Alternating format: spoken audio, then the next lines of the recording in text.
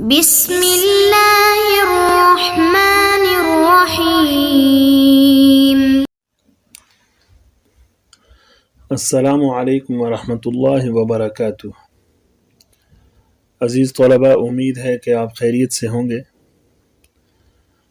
آج آپ کے سامنے 9واں سبق پیش کیا جائے گا، جس میں سورۃ النبأ کی آیت نمبر 39 اور 40 کو بیان کیا جائے گا، اور انہی دو آیات پر سورۃ النبأ کا اختتام بھی ہو جائے گا۔ سب سے پہلے امر اول کو ذکر کیا جاتا ہے۔ اعوذ باللہ من الشیطان الرجیم، بسم اللہ الرحمن الرحیم۔ ذالک الیوم الحق فمن شاء اتخذ الى ربه مآبا انا انذرناکم عذابا قریبا یوم ينظر المرء ما قدمت يداه ويقول الكافر يا ليتني كنت ترابا۔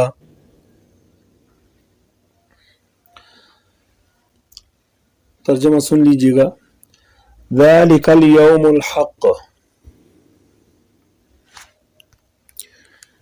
یہ دن برحق ہے۔ فمن شاء اتخذ الى ربه مآبا، پس جو شخص اپنے رب کے پاس اپنا ٹھکانہ بنانا چاہے تو بنا لے۔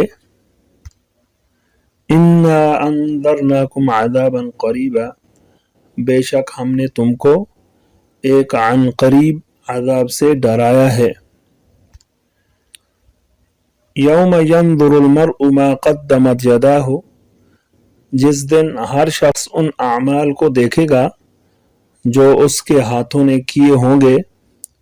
وَيَقُولُ الْكَافِرُ يَا لَيْتَنِي كُنْتُ تُرَابًا، اور کافر کہے گا کاش میں مٹی ہو جاتا۔ اس کے بعد امر ثانی یعنی حل لغات سن لیجئے گا۔ اس میں ہے ذالک الیوم الحق۔ الحق جو ہے یہ اس کا معنی ہے برحق، سچا، ثابت شدہ چیز، اور یہ مصدر ہے۔ ایک تو یہ باب ضربہ سے آتا ہے، حق یحق حقا اور حقتا، اس کا معنی ہے ثابت ہونا۔ اور اسی طرح باب ناصرہ سے بھی آتا ہے یہ، حق یحق حقا، اس کا معنی ہوتا ہے یقین کرنا اور ثابت کرنا۔ اس کے بعد ہے شاء۔ شاء یہ باب صیغہ واحد مذکر غائب فعل ماضی ہے، اور باب فتح سے شاء یشاء شیئا، اس کا مطلب ہے چاہنا۔ اور اس کے بعد اتخذ۔ اتخذ یہ فعل ماضی صیغہ واحد مذکر غائب باب افتعال ہے، اور یہ اصل میں اتخذ تھا، پھر دوسرے حمزہ کو جو ہے وہ یا سے تبدیل کر دیا، اور پھر خلاف قیاس یا کو تا سے بدل دیا، پھر تا کا تا میں ادغام کیا، تو یہ اتخذ ہو گیا۔ اور بعض کے نزدیک اس کا مادہ تاخذ ہے، تو لہٰذا اس اعتبار سے اس کے اثر اتخذ ہے، تو اس کے مطابق پھر تا کا تا میں ادغام کیا تو اتخذ ہو گیا۔ مآبن کی تحقیق گزر چکی ہے۔ اس کے بعد انا انذرناکم۔ انذر یہ باب فعال ہے، فعل ماضی اور صیغہ جمع متکلم انذرنا، تو انذر ینذر انذارا کا معنی ہے ڈرانا۔ قریب یہ صفت مشبہ ہے، اس کا معنی ہے قریب، نزدیک.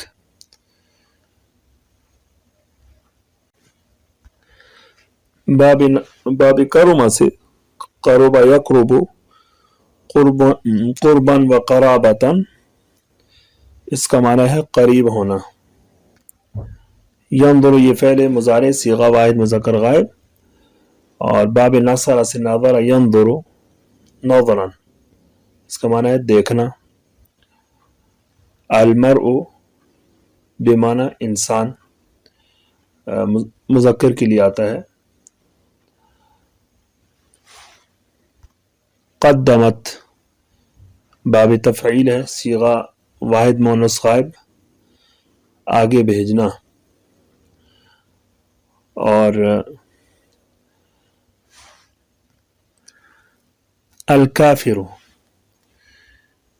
یہ صیغہ اسم فاعل ہے، اس کی جمع کافرون آتی ہے. کافر لوگ، کافر ہونا، کفر کرنا. اور باب نصر سے کفر یکفر، اس کا معنی ہے چھپانا. اور پھر یہ جو کاف را کا جو مادہ ہے، اس میں چھپانے کا معنی پایا جاتا ہے. کافر کو بھی کافر اس لیے کہا جاتا ہے کہ وہ اپنے دل میں کفر کو چھپائے ہوتا ہے، یا اسی طرح اللہ تعالیٰ کی نعمتوں کی ناشکری کر کے نعمتوں کو گویا کہ وہ چھپاتا ہے. اور اسی طرح کاشتکار کو بھی کافر کہا جاتا ہے، کیونکہ وہ بیج کو زمین کے اندر چھپاتا ہے. اس کے بعد امر ثالث یعنی آیات کی تفسیر. ذالک الیوم الحق، یہ ذالک اس میں اشارہ ہے، اور اس کا مشار الیہ وہ دن ہے، یعنی قیامت کا دن جس کا ذکر پہلے گزر چکا. تو اس کا مطلب یہ ہے کہ قیامت کا دن برحق ہے. تمہارا اس کا کافرو، تمہارا انکار کرنا تمہیں نفع نہیں دے گا، اور یہ دن برحق ہے اور یہ ضرور آئے گا. فمن شاء اتخذ الی ربہ مآبا، کہ جب اس کا آنا ضروری ٹھہرا تو جس کا جی چاہے تو وہ اچھے اعمال کر کے اپنے رب کے پاس اپنا ٹھکانہ بنا دے. اس کے بعد اللہ تعالیٰ نے فرمایا انا انذرناکم عذابا قریبا، کہ بے شک ہم نے تمہیں ایک نزدیک عذاب سے ڈرایا. تو یہ اللہ تعالیٰ گویا کہ انسان کو باخبر کر رہے ہیں کہ آخرت کا دن جو بہت قریب ہے، اور اگر تم نیک اعمال نہیں کرو گے تو تمہیں اپنے برے اعمال کی وجہ سے آخرت میں عذاب دیا جائے گا. اب قیامت کے اس یہاں پر عذاب قریباً سے مراد عذاب آخرت ہے، قیامت کا عذاب. لیکن اب اس کو قیامت کے لیے قریباً کا لفظ بولا اس لیے کہ قیامت کا آنا یقینی ہے، تو اس کے یقینی ہونے کے اعتبار سے اس کو قریب کہا گیا.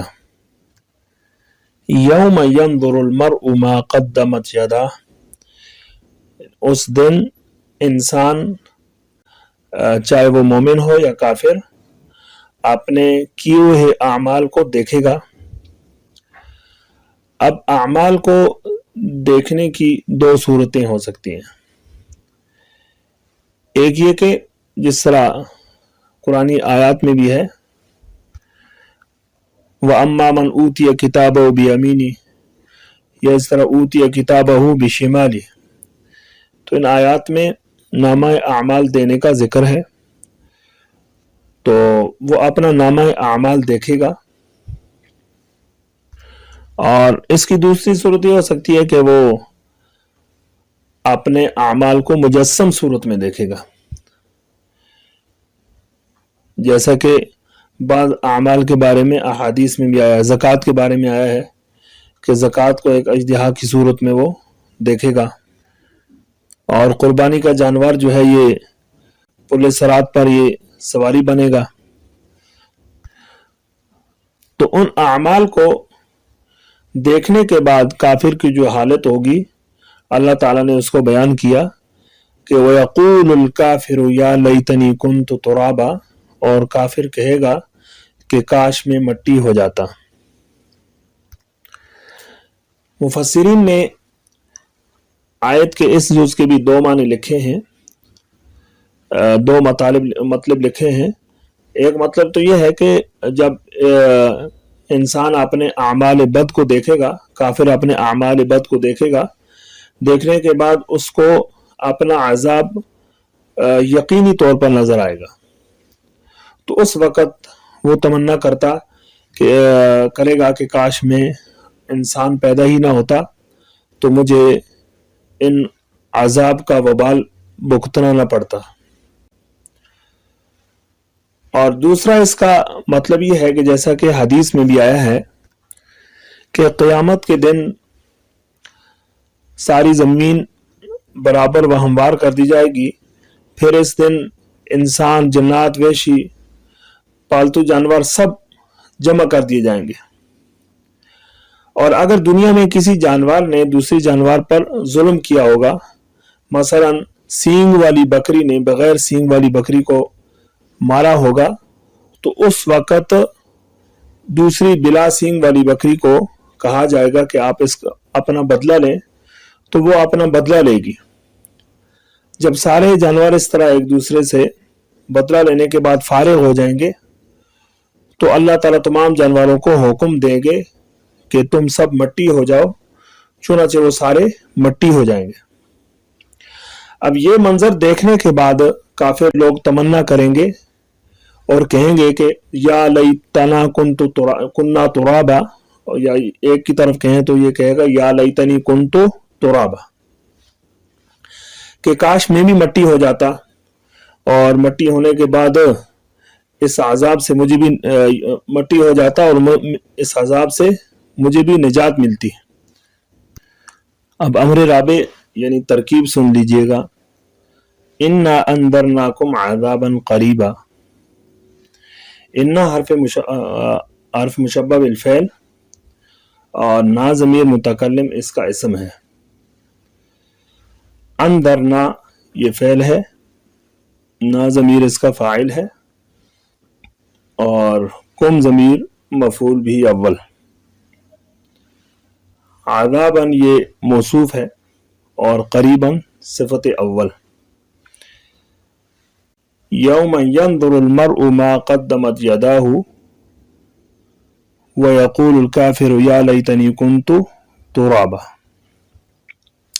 اچھا، اس سے پہلے جو ہے نا ذالک الیوم الحق، یہ ترکیب رہ چکی ہے، یہ بیان کرتے ہیں۔ ذالک جو ہے یہ اس میں اشارہ مبتدا ہے، الیوم، ذالک الیوم الحق، الیوم موصوف ہے اور الحق صفت، موصوف صفت مل کر یہ مبتدا کے لیے خبر، مبتدا اپنی خبر سے مل کر یہ جملہ اسمیہ خبریہ مستانفہ ہوا۔ فمن شاء اتخذ الی ربہ مآبا، اس میں فمن شاء فا فصیحیہ ہے، لیکن اس کے بعد شرط مقدر ہے، اذا کان الامر کما ذکر، تو یہ شرط مقدر ہو جائے گی۔ اس کے بعد آگے من جو ہے یہ اس میں شرط ہے مبتدا، شاء فعل، اور ضمیر ہوا ضمیر اس کا فاعل ہے، اور اس کا مفعول بھی مقدر ہے، تو یہ فعل اپنے فاعل اور مفعول بھی سے مل کر یہ جملہ فعلیہ خبریہ ہو کر یہ خبر ہو جائے گا مبتدا کے لیے، اور مبتدا اپنی خبر سے مل کر یہ شرط ہو جائے گا۔ اتخذ فعل، ضمیر فاعل، الی ربی متعلق، مآبا یہ اس کا مفعول بھی، فعل اپنے فاعل مفعول بھی سے مل کر جملہ فعلیہ خبریہ ہو کر یہ جزا۔ اگلی آیت میں انا انذرناکم عذابا قریبا، اس کی ترکیب گزر چکی ہے، اور عذابا جو ہے یہ موصوف ہے، قریبا صفت اول ہے اس میں. یوم مضاف، ینظر المرء، ینظر فعل، المرء فاعل ہے. ما اس میں موصول ہے، قدمت یداہ، قدمت فعل، یداہ فاعل، فعل اپنے فاعل سے مل کر جملہ فعلیہ خبریہ ہو کر صلہ ہو گیا اس موصول کے لیے، اور موصول صلہ مل کر یہ ینظر کے لیے مفعول بھی، فعل اپنے فاعل اور مفعول بھی سے مل کر یہ معطوف علیہ. واو حرف عطف، یقول فعل، الکافر فاعل، فعل اپنے فاعل سے مل کر قول، اور یا جو ہے یہ حرف ندا ہے، منادہ اس کا محذوف ہے قوم، یا اسی طرح ایھا الحاضرون نکال سکتے ہیں. لیت حرف مشبہ بالفعل، اور ضمیر اس کا اسم ہے، کن تو فعل ناقص، تو ضمیر اس کا اسم، اور ترابن خبر، فعل ناقص اپنے اسم و خبر سے مل کر یہ خبر ہوا حرف مشبہ بالفعل کا. حرف مشبہ بالفعل اپنی خبر سے مل کر یہ مقولہ ہوا قول کے لیے، قول مقولہ مل کر یہ معطوف علیہ اپنے معطوف سے مل کر یہ مضاف الیہ ہوا یوم مضاف کا، پھر یوم مضاف اپنے مضاف الیہ سے مل کر یہ کائنن کے لیے ظرف ہو جائے گا، پھر کائنن جو ہے اپنے یہ ظرف سے مل کر یہ صفت ثانی بن جائے گا. عذابا موصوف اپنی دونوں صفتوں سے مل کر یہ مفعول ثانی اندرنا فعل کا، اندرنا فعل اپنے فاعل اور دونوں مفعولوں سے مل کر یہ جملہ فعلیہ خبریہ ہو کر یہ خبر ہوئی ان حرف مشبہ بالفعل کی. ان حرف مشبہ بالفعل اپنے اسم و خبر سے مل کر جملہ اسمیہ خبریہ ہوا. اس پر آج کا سبق ختم ہوا چاہتا ہے، اور اس کے ساتھ ہی ہماری سورۃ النبأ جو ہے یہ ختم ہو چکی ہے. تو آپ حضرات اس کو مکمل یاد کر لیں اور اس کو اپنے ذہن میں بیٹھا دیں. انشاءاللہ اگلے سبق میں ہم دوسری سورۃ النازعات شروع کریں گے. تو اس کے ساتھ ہی میں اجازت چاہتا ہوں. السلام علیکم ورحمۃ اللہ وبرکاتہ.